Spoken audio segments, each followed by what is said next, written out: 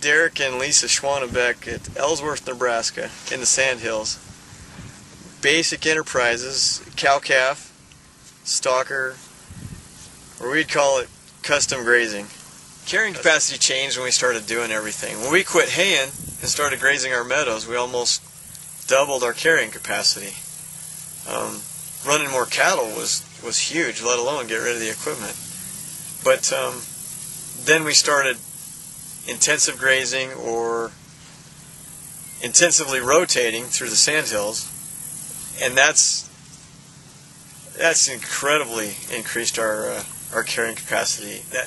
A lot more cattle, but we don't really think of it in cattle. Look at stock days and how dense the grass is and the varieties that are showing up. Stuff that, well, the NRCS guy comes down and sees a patch of Indian grass that's 160 acres worth of it that hasn't been there for over 50 years. Those are the kinds of things that are coming back, and that's a lot of cattle. We do it with cattle, not without cattle.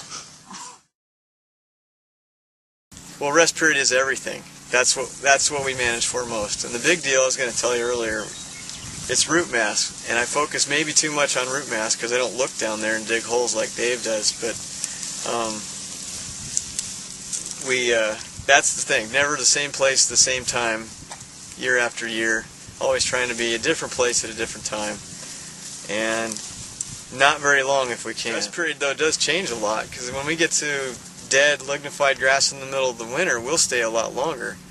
But, and we might come back a lot sooner.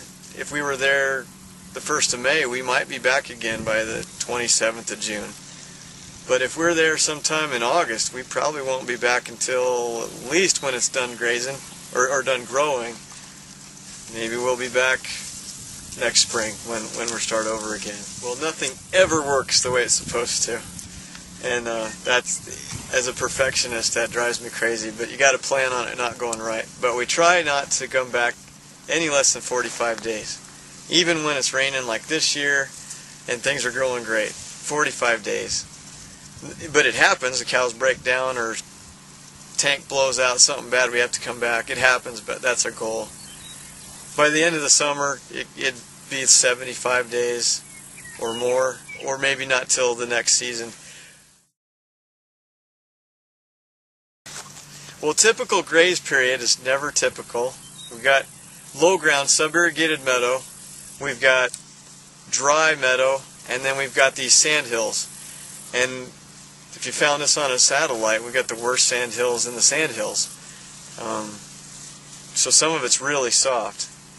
But on our low ground, typical graze period is a day or less. When we get up to the hills, though, it's usually about a 3-day graze period. Graze periods in the fall, depends. We get seasonal rains, and we can count on a fall rain, which will give us a fall boost in cool seasons. If the calves are big enough and ready to go, we might go chase grass. So a graze period might be 24 hours, and we'll go to the next pasture and let them chase that good, lush grass. Otherwise, fall is the same as late summer. There's so much grass, and we don't want to go into the winter without any, so we'll go across like 3 days. Yeah, herd effect. That's something we don't use as a term, but it's something that we do. We try hard to use. We had a meadow out there. It was left all last summer, and we had dead, lignified, tall grass. The cows didn't want to put their noses in there, so we took these girls and stomped it all into the ground. We also, I hate to say this, but we will feed hay, and when we feed hay, we try to feed hay where it'll suck those cows in to stomp stuff in for us. And we've recovered lots of washouts and blowouts that way by putting down organic matter and the cows helping us level things off, because sand can be leveled off. But also, always, we'll put mineral bunks out where the gophers are, and they'll make it uncomfortable for the gophers and let other, usually weeds, but something will start to grow there. Okay, well, for us to vary our stocking rate, and I think it's crucial because most people just can't get a handle on that, is custom grazing. That's our biggest thing. And if I had our fantasy and we had all the money in the world, we'd be running our stock cows and then keeping our yearlings. And that would be our destocking plan. But, you know, these other cows, it's in the contract. If we don't have enough rain and we don't have enough forage, they have to go to town. And so we almost have a three-tiered deal where the stock cows, cow-calf will be the last thing to go. The first thing to go is the custom grazing. Second thing to go, the yearlings would go to town or to the feedlot. And then if we have good enough records and it was that bad, we'll start destocking on the worst cows of the herd.